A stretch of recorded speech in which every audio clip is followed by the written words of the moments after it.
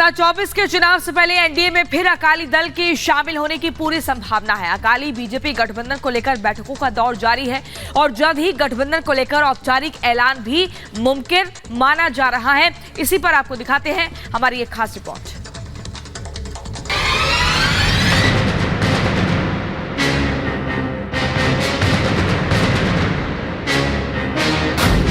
Super NDA का blueprint तैयार। 24 से पहले बनेगा सुपर एनडीए।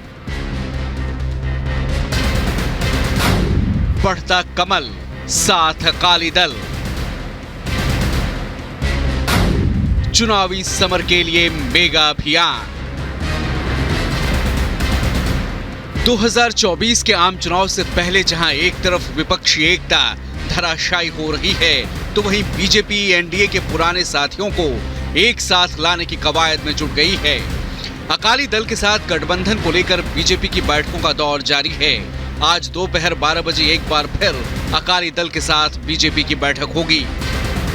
माना जा रहा है कि दोनों पक्ष गठबंधन के लिए तैयार हैं, बस अब औपचारिक ऐलान का होना बाकी रह गया है। वहीं आंध्र प्रदेश के सीएम जगन मोहन रेड्डी भी एक बार फिर एनडीए के साथ नजर आ सकते हैं। कल पीएम मोदी और अमित शाह के साथ जगन मोहन रेड्डी ने मुलाकात की। महाराष्ट्र में अजित पवार ने शरद पवार को अपना दम दिखाते हुए एनडीए में शामिल होने का ऐलान कर दिया है। साथ ही विपक्षी एकता के सूत्रधार शरद पवार पर मंच से बड़ा खुलासा भी किया।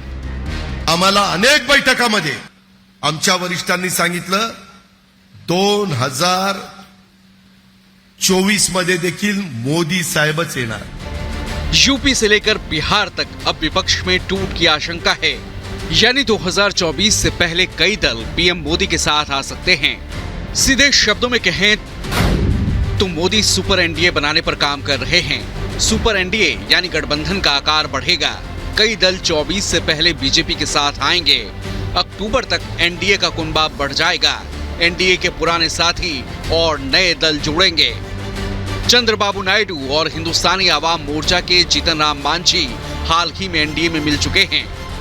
देश के विकास के लिए बहुत सारे राजनीतिक दल एनडीए का हिस्सा बनना चाहते हैं और एनसीपी ने उसकी शुरुआत की।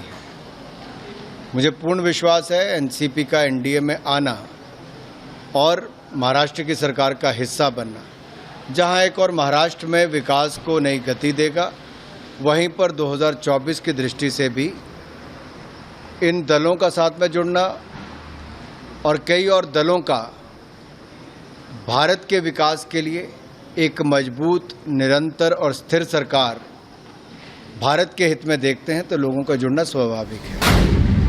24 में पीएम मोदी के साथ एकनाथ शिंदे, अजित पवार, जगन मोहन रेड्डी, चंद्रबाबू नायडू, मायावती, एचडी देवगौड़ा, सुखबीर सिंह बादल, नवीन पटनायक, चिराग पासवान, जीतन राम मांझी, उपेंद्र कुशवाहा, ओम प्रकाश राजभर और जयंत चौधरी नजर आ सकते हैं।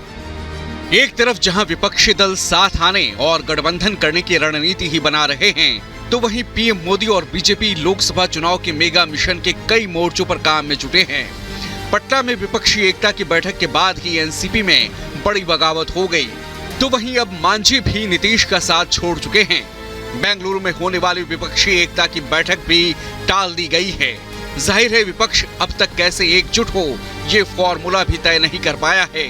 तो वहीं बीजेपी जीत के लिए जोरदार मिशन में जुट चुकी है। अब एनडीए में पुराने साथियों के आने, बीजेपी संगठन और केंद्रीय मंत्रिमंडल में संभावित फेरबदल के बाद बीजेपी फिर लोकसभा चुनाव में बड़ी जीत की तैयारी में है। Bureau report, Republic Bharat. और अब बात करेंगे मध्य प्रदेश के शिवपुरी की। मध्य प्रदेश के शिवपुरी में सीधी जैसा कांड सामने आया है, लेकिन सबसे हैरानी वाली बात यह है कि इस कांड पर कांग्रेस चुप है। आखिर क्यों कांग्रेस इस कांड पर चुप है, इस रिपोर्ट में आपको दिखाते हैं।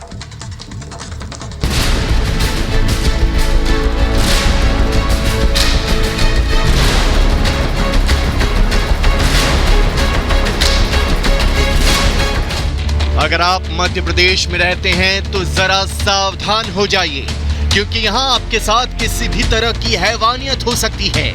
और अगर आप दलित या आदिवासी हैं, तब तो आपसे हैवानियत के चांसेस बहुत ज्यादा हैं, क्योंकि यहाँ के दबंगों में न कानून का खौफ है न पुलिस का डर। उन्हें पता है कि मध्य प्रदेश में दलित या आदिवासियों की आवाज अनसुनी कर दी जाती है। कम से कम सीधी और शिवपुरी से आई तस्वीरें तो यही बयां कर रही हैं। सीधी में आदिवासी युवक पर पेशाब करने की तस्वीर पूरी दुनिया ने देखी, लेकिन जब पीड़ित थाने गया तो पुलिस ने उसकी शिकायत अनसुनी कर दी। जब वीडियो वायरल हुआ और मुख्यमंत्री तक बात पहुंची तो एनएसए और बुलडोजर का एक्शन चल रहा है। अब आपको शिवपुरी जिले की तस्वीर दिखाते हैं, जहां 2 दलित युवकों से बर्बरता के मामले में सीधी की भी हदें पार कर दी गईं। मुस्लिम पक्ष ने 2 दलित युवकों की न सिर्फ जमकर पिटाई की, बल्कि उनके मुंह पर कालिख पोता और जूतों की माला पहनाई। और जब इतने से भी गुस्सा ठंडा नहीं हुआ तो मुस्लिम पक्ष की तरफ से उन्हें मैला तक खिलाया गया। मुस्लिम पक्ष का आरोप है कि दोनों युवक लड़कियों से छेड़खानी कर रहे थे। हालांकि पुलिस ने इस बर्बरता पर केस दर्ज कर 6 आरोपियों को गिरफ्तार कर लिया है। सीधी के पेशाब कांड पर कांग्रेस ने खूब हंगामा किया। उसका असर यह है कि आरोपी पर एनएसए के तहत एक्शन हुआ, लेकिन शिवपुरी की घटना पर कांग्रेस सहित तमाम विपक्षी दल चुप्पी साधे हुए हैं। बीजेपी का आरोप है कि शिवपुरी में आरोपी मुस्लिम पक्ष के हैं, जिसकी वजह से कांग्रेस इस घटना पर चुप्पी साधे हुए है। बीजेपी का आरोप है कि कांग्रेस तुष्टीकरण की वजह से शिवपुरी में दलितों की आवाज नहीं सुन रही, जबकि यहाँ की घटना सीधी से भी ज्यादा बर्बर है। युवकों के साथ जो घटना दुर्भाग्य का विषय है, इस प्रकार के अपराधी हमारे दलित भाई और बहन के साथ इस प्रकार की कोई घटना करते हैं तो कांग्रेस के नेताओं के मुंह पर ताले लग जाते हैं। यही कांग्रेस की तुष्टीकरण की नीति है। मध्य प्रदेश में चुनाव सिर पर है, ऐसे में मानवता को तार तार करने वाली तस्वीरों पर भी कांग्रेस सियासी माइलेज देखकर आवाज उठा रही है।